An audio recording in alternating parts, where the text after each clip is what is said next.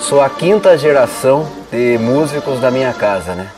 Eu sou descendente do quarto mestre de banda da história da cidade de Tatuí, Praxedes Januário de Campos. Eu sou músico, estou cursando pedagogia, né? Porque minha paixão é história e pedagogia. E trabalho com a banda do ciclo básico do Conservatório de Tatuí e sou requintista da banda sinfônica do Conservatório de Tatuí desde a fundação desse grupo, né? O maestro é uma palavra que veio do espanhol, né? Maestro que na realidade é professor, né? E como maestro para lá e maestro para cá, isso aí acabou espalhando para a Europa, né? E no Brasil, né? Também chegou aqui no Brasil esse termo. E o curioso que a primeira mulher a reger uma banda, que foi Chiquinha Gonzaga, eles não conseguiam achar um termo para ela, né? E acabaram encontrando a ideia de maestrina. Mas o termo maestro é uma palavra que vem do espanhol, que significa professor. Já o mestre de banda é aquela pessoa que conhece todos os instrumentos, que escreve, ensina, praticamente se transforma o esteio daquela agrupação, né? Em Tatuí nós tivemos praticamente, até os dias de hoje, tivemos mais uns 38 mestres de banda. O meu ensinamento musical, o início foi curioso, né? Os instrumentos da banda Santa Cruz, numa determinada época, eu não sei por que cargas d'água, né? Ficaram em casa. E eu achei interessante aquilo, e meu avô mostrou um surdo, me deu uma baqueta, comecei a batucar naquilo sem noção nenhuma. Na semana seguinte ele encorou o instrumento, né? Tinha que comprar couro no curtume, eu morava na Jerônimo Antônio Fiuza, né? E abaixo tinha o curtume, e comprava couro para encorar surdo, bumbo, essas coisas, né? E ele fez um bumbinho para mim.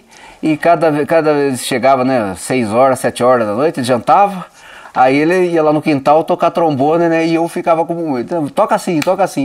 Isso aí para mim foi a minha primeira iniciação musical dada pelo meu avô, Paulo de Campos, que também era percussionista e músico da banda Santa Cruz, né. Ele era nascido em 1932. Ele sabia muito encorar, né, encorar surdo, e antigamente era tudo pele animal, né, a caixa, o surdo, o bumbo, o pandeiro, tudo, ele fazia muito isso aí, né. A profissão dele era pedreiro, né. Desde menino ele tocava na banda Santa Cruz, né.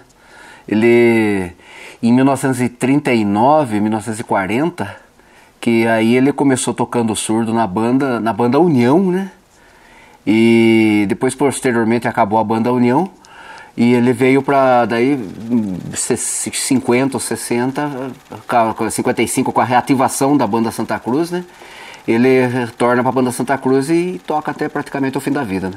Depois meu bisavô foi mestre da banda Santa Cruz em 1910.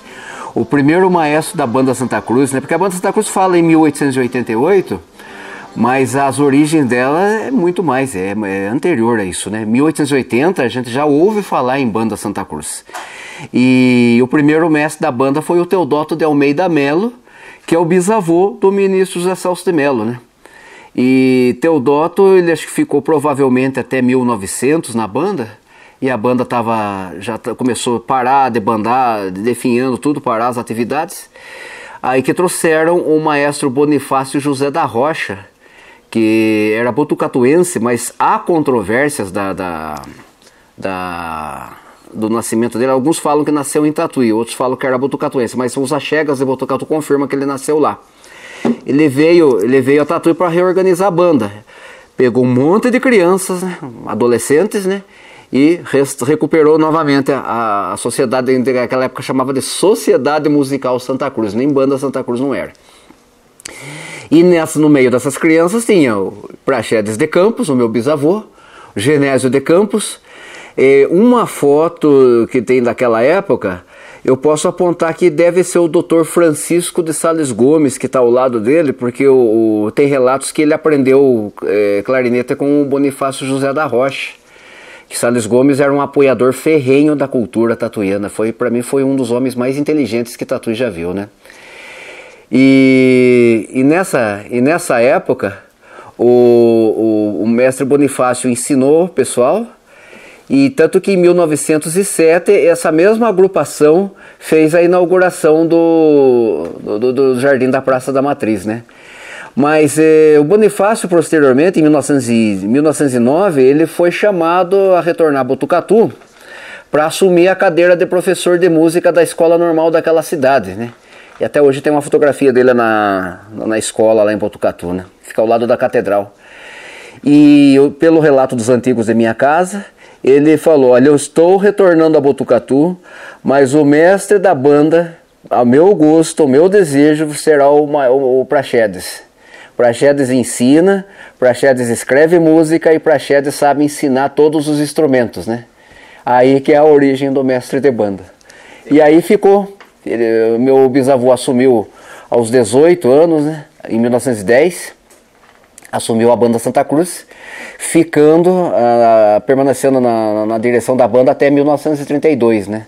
Quando no dia 8 de dezembro de 1932, assume o outro grande mestre de banda, que era o maestro Luiz Silvino. Provavelmente a Santa Cruz nasceu, isso falta documentação, né, comprovatória, mas a gente suspeita que a Santa Cruz nasceu por causa das festas de Santa Cruz, né? A capela que foi erguida lá pelo alemão Matthias Frankler. E na Carlos Orsi, na rua Carlos Orsi, que nós conhecemos hoje, que era o antigo Batepau, aquelas terras, o Tatuí, como sabe, né, foi uma das primeiras cidades do interior do estado de São Paulo, que acho que até do Brasil, de trabalhar ferrenhamente pela causa abolicionista, entendeu? Os Holtes, os capitães, os coronéis da época, eles vendiam propriedade para dar alforria. Vem aqui que eu vou vender um boi, eu vou vender tudo, eu pego e compro a sua alforria, e libertavam os escravos. Eu sou contra isso aí, né? E aí onde que vão morar? Daí se organizavam e começaram a doar terras lá naquela altura da Carlos Orsi do Batepau, né?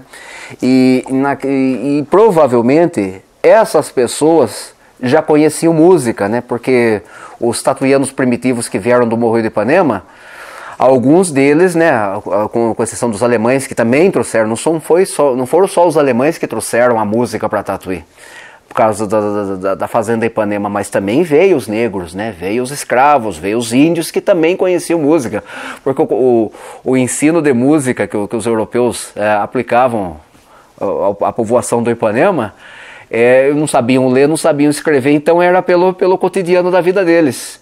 Tá aí a beleza da arte de ser mestre de banda, né? Olha, você faz o que da sua vida? Você quer aprender música? Eu quero aprender a tocar tal instrumento. Sabe ler? Não sei ler. Então, o que você faz? Eu carpo roça o dia inteiro, tá? Então, olha, a semibreve, ela vale 4 tarefas, né? Equivale a praticamente quase um terço de chão, né? Então o sujeito, olha assim, você vai carpir 1, 2, 3, 4, e assim ensinando o que o sujeito sabia do dia a dia, né? E aí se formou uma banda na Fazenda Ipanema, né? E aí com a carta régia do coronel Adolfo Wagner, de 1800, Van Hagen, não é? O Adolfo Van Hagen não queria que a Fazenda Ipanema se transformasse em município ou em vila, né? E em carta régia, entregue ao padre Gaspar Malheiros, né? Que tirou todo mundo lá de 1822, que veio acabar na povoação do Benfica, que não vingou, e vieram parar na freguesia de Nossa Senhora do Pópulo Conceição, que hoje nós conhecemos pela cidade de Tatuí, né? Então tudo isso está atrelado à nossa música, né? Esses antepassados nossos, eles plantaram a semente da música, que hoje a gente vê o resultado que veio descarregar no Conservatório de Tatuí. Um outro ponto interessante da música de Tatuí, porque quando você fala em banda Santa Cruz, em Sociedade Musical Santa Cruz, em Corporação Musical Santa Cruz, que teve todas essas denominações, em 1844 Tatuí foi elevado à categoria de vila. Isso está no almanaque do tatuense do Dr. Laurindo Dias Minhoto, que ele fala Itedel, né? E Tatuí encheu-se de júbilo, né? As festas foram dadas ao som de sanfona, de triângulo, de foguete e zabumba, né? Porque o mestre Benedito não tinha vindo de Porto Feliz para organizar a banda local que estava debandada, e que Antônio Rafael Arcanjo, que foi o primeiro mestre de banda de Tatuí, segundo o almanaque do Dr. Laurindo, não conseguia organizar, né? Então a música de Tatuí remonta a toda essa época, né? Agora a gente fica pensando, né? Será que não seria a Santa Cruz, essa banda, né? Que o Antônio Rafael Arcanjo estava tentando organizar? Mas o curioso, depois de 1844, 1845, né? Que aí veio o mestre Benedito de Porto Feliz, porque Tatuí tem laços, né? Maternais musicais com a Fazenda Ipanema, com a cidade de Porto Feliz, que até então se chamava de Araritaguaba, né? E Botucatu, que foi a terceira, por causa do mestre Bonifácio. E o mestre, isso é segundo, foi descrito pelo professor Horácio Gomes no diário dele, né? O mestre Benedito também ensinou uma infinidade de pessoas naquela época, né, para a formação da banda aqui. E mestre Benedito também foi, além de ser um mestre capela, né, formou corais dentro da igreja, e também formou muita gente. Um desses expoentes da música daquela época, que foi segundo o relato, foi um Juventino de Campos, que pertencia ao pessoal da Campos Irmãos, que todos eles também eram músicos. Só que desse hiato de 1845, desaparece, ninguém tem mais informação, né? Tanto que o ano passado fez 150 anos do termo Tatuí, assinado pelo capitão José de Moura Negrão. E aí a música desaparece.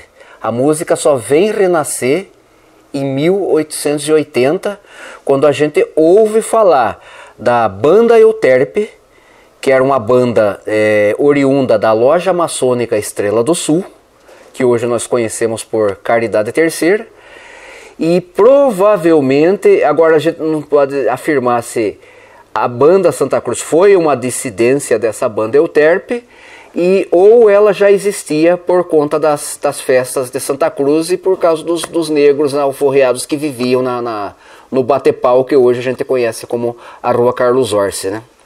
Então, quando eu comecei, é um fato curioso, né? Eu vivia muito fazendo catecismo, né? E teve um domingo, né? Vai ter uma festa em Morro do Alto, a banda vai tocar, vamos lá comigo, meu avô. E eu chamava de pai porque me criou, né? Aí me deram um surdo na banda Santa Cruz e comecei a tocar surdo na banda, né? Primeira aparição depois que parei de carregar as maletas de partitura da banda, né? Passei a tocar surdo na banda. E também ajudava a carregar aquelas estantes compridas, né? Que antigamente, né, não era aquelas estantes, né, dobrável, desmontável, que é tudo mais prático que a gente tem hoje. Eram umas estantes compridonas, né? Sentava todo mundo, parecia que estava todo mundo sentado num trem, né? Os músicos da banda estavam tudo meio reto e enfileirado, né? Quando eu entrei na banda, né, carregando uma maleta de partitura, todo aquele povo que foi, alguns eram discípulos do meu bisavô, aprenderam música com o meu bisavô. E eles, assim, sabe, encostavam em mim, eles queriam falar, eles queriam conversar, eles contavam, olha, essa casa morava fulano de tal, isso aconteceu, o seu bisavô fez essa música por causa disso, por causa daquilo. Então eles iam contando tudo, né? Até onde eu pude absorver tudo aquilo, né? Eu consegui guardar e estou reportando isso, né? A banda Santa Cruz, na época que eu entrei, ensaiava lá, né, dentro da igreja velha do Santa Cruz, né? Então a gente saía da praça, né, 2 carroças, né, entravam lá dentro da praça, a gente carregava todas aquelas, eram 8 ou 9 estantes, né, aí tem o bumbo, o prato, as coisas, né, os outros instrumentos, ficava com os músicos na casa. Então eu ajudava o seu Anísio, né. Então, como eu já sabia todos os dobrados da banda, praticamente em 80, final de 86, eu tocava todos os dobrados da banda, todas as músicas da banda, porque eu já sabia tudo de ouvido, né? Então, eu cheguei um dia, pedi pro professor, ele já conhece, me ensinar outra parte do instrumento, né? Aí fui estudava, ficava o dia inteiro estudando, saía da escola, já sumia pro conservatório, né? E de noite, nas quartas-feiras, era o ensaio da banda Santa Cruz, né? Todo santo sábado e domingo tinha... A banda Santa Cruz era requisitada para tocar nas festas de quermesse religiosa, né? E aonde chegava era impressionante, viu? E aí foi inaugurar, em 1986, foi inaugurado a revitalização da Praça Cesário Mota, né? Quando nós conhecemos por Jardim Junqueira, que foi o primeiro lugar em Tatuí que teve a luz a vapor de sódio, né? E aí montaram um palanquinho lá e aí fizeram uma festa, tudo, inauguração da praça. E a banda, né, sempre tocava em círculo, né, não era dessa forma de banda de concertos, sempre tocava na forma de harmonia, como se falava na época do Dom Pedro I. E aí começamos a tocar e eu no meio tocando, né. De repente eu viro assim, tinha acho que um banco assim, tinha acho que umas 12 ou 13 pessoas, uns 12 senhores, né, que me olhavam de atravessar os olhos, né? Quando eu terminei de tocar ali embora, um deles, Jorge Ponciano Machado, né? Grudava assim, né? Eu fui aluno do seu bisavô. Lágrima nos olhos. Isso foi. E eu, né? Criança, hoje eu entendo, né, o valor disso, né? E aí tudo queria falar ao mesmo tempo, né? Porque ele ensinou, eu tenho caderno hoje, e que um queria contar toda a sua passagem, né? E eu ali atordoado, eu era menino, né? sem ter noção da dimensão do que era aquilo, de que hoje eu vejo, né? Hoje a gente enxerga com esses olhos, né? Bom, eu vou falar por mim e vou falar pelos meus antepassados ancestrais, né? A banda Santa Cruz, né? Falando na situação dela, ela foi uma agrupação que provavelmente, né, a gente tem ou veio da dissidência da banda Euterpe, ou veio das festas de Santa Cruz lá pelo Matias Frankler. Então cada um tinha seu instrumento, juntava, ia lá e tocava. Aí quando provavelmente em 1880, né, a situação se sedimentou, que daí teve diretoria, né? O primeiro presidente se chamava Capitão Antônio de Oliveira Leite Setúbal, que é o pai do Paulo Setúbal. Ele, então, provavelmente já tinha sócios, e a gente já tem notícia que teve sócio, e provavelmente com esses recursos, né, comprava-se os instrumentos. Mas o problema sério desde 1800 até os dias de hoje, todas as agrupações de Tatuí pereceram por não ter um chão próprio. E daí, na minha época, quando eu comecei, foi a mesma coisa, né? A banda Santa Cruz ficou lá na Igreja Velha de 79 até 88 mais ou menos, e daí já começamos a sofrer atropelamento de lá. Saímos de lá, fomos na casa, naquela altura o presidente da banda era o Tenente Arlindo Vieira Pinto, né? Uma pessoa de uma competência que se desdobrava em 1000 para acudir a banda. Levou a banda na garagem da casa dele, conversou com toda a vizinhança ali, ele morava na Vila Santa Helena, né? E aí teve um dia que teve uma pessoa que ficou doente lá, daí ficava difícil, né, a banda ensaiar. Aí saímos ali, nós saímos da casa do Tenente Arlindo, não fomos para o Mirim, nós fomos para um espaço, uma sala, lá embaixo, que o falecido Acacil, o professor Acacil cedeu por um tempo para a banda ficar lá. Daí de lá nós saímos, fomos lá para a chácara do Mirim. Daí em 1991, o professor Coelho estava se aposentando já do Estado. Ele falou, não, eu preciso contribuir de alguma forma com a banda Santa Cruz. Ele apareceu aqui em Tatuí e tudo, estava com essa ideia de comprar briga para ajudar que a banda tivesse uma reestruturação e tivesse no chão. E aí a gente já estava sendo atropelado de novo de lá, daí nós fomos parar no projeto Ayrton Senna do Neban, né? Cedido pelo então diretor na época, que era o professor Quincas. Viu a necessidade, o professor Quincas também foi músico, entendia da situação, do sofrimento das agrupações tatuianas, né? Que não tinha o seu próprio chão. E daí o professor Coelho conversou com ele naquela época, daí nós se mudamos para lá. De lá nós ficamos até 1997. E nesse período, né, o professor Coelho conversou com ele, ó, tem bastante criança aqui, o que vai salvar a situação da banda é a gente renovar, porque os velhos já estão ficando doentes, alguns já estão cansados, outros já estão parando. E aí teve a ideia de juntar o projeto do Neban, né, projeto Alfa naquela época, que não era chamado de núcleo básico do Ayrton Senna, né? E eu me lembro que foi 48 crianças que começaram, né? A duras penas, porque não tinha instrumento para toda aquela criançada, né? Esse era outro perrengue. E aí a gente foi com o que tinha. E um dia eu chego de manhã lá, o professor Coelho já estava no portão. O professor Coelho falou para mim: olha, Marcelo, eu vou ensinar você a técnica de ser mestre de banda. Eu sei que você já tem uma noção de alguma coisa, mas do jeito que você está caminhando, não vai funcionar muito. Você está fazendo 3 anos e nós temos que fazer isso em 3 meses. Daí ele apresentou para mim um método que ele desenvolveu na época de 62 com a banda São Jorge, que era uma banda de filhos de funcionários da fábrica São Martinho. E era um método chamado Building Today Tomorrow, que traduzido se chama Construindo Hoje a Banda de Amanhã. Então aquilo era um método de prática coletiva que você já ensinava a teoria, você ensinava a criança a cantar e você ensinava a criança, né, a aprender o seu respectivo instrumento. Então o que eu fazia? Um ano, como eu aprendi com os antigos, né, 1 ano de teoria, 1 ano de instrumento, e no 3º ano ingressava na banda, né? Então 3 anos se resumiu em 3 meses, quer dizer, em 3 meses eu já estava com um aluno já começando a aprender música, né? Mas eu sou mestre de banda, né, por causa dele, né? Que não é assim que funciona, e ia me dando aula, ia explicando, vinha todo fim de semana, né? Assim que acabava a prática coletiva, assim, funciona desse jeito, Marcelo, assim, ia explicando que ele praticamente é uma pessoa de uma visão além do tempo, de qualquer tempo, ele pensa muito à frente do tempo dele.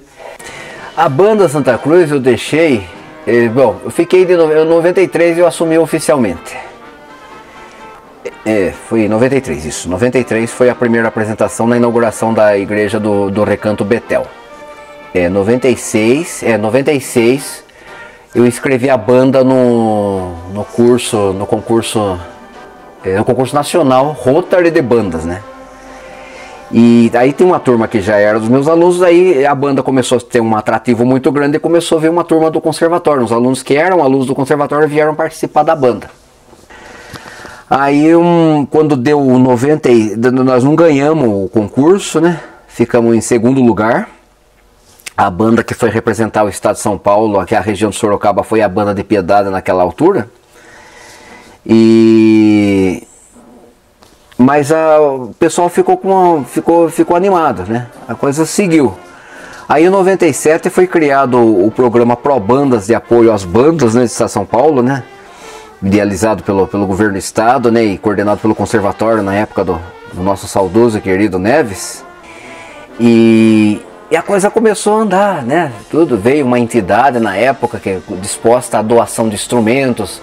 Foram visitar lá, falei, a situação da gente é sala, a gente precisa de sala, né? Meu bisavô assumiu a banda em 1910, né? Ele praticamente teve uns 17 filhos, né? Mas não vingou tudo isso, né? Não vingou tudo isso. Mas boa parte dos filhos conheciam música, né? Aqueles que não... Eu venho de uma casa praticamente musical. O irmão dele, Genésio de Campos, que era o contramestre da banda Santa Cruz, também teve por volta de uns 10 ou 12 filhos, né? boa parte também músico, né? Então, meu avô músico, o irmão de meu avô músico, a minha tia-avó cantava e tocava violão, tinha uma voz linda. E minha avó também cantava, só que minha avó veio de Porangaba. Ela era filha de italianos, né, imigrantes italianos, os primeiros italianos que povoaram Porangaba. Esse foi o universo, né, que contribuiu para mim ser o que eu sou hoje, né, que eu praticamente o canto, banda, instrumento, tava tudo dentro da minha casa, né, então eu montei no carro e fui.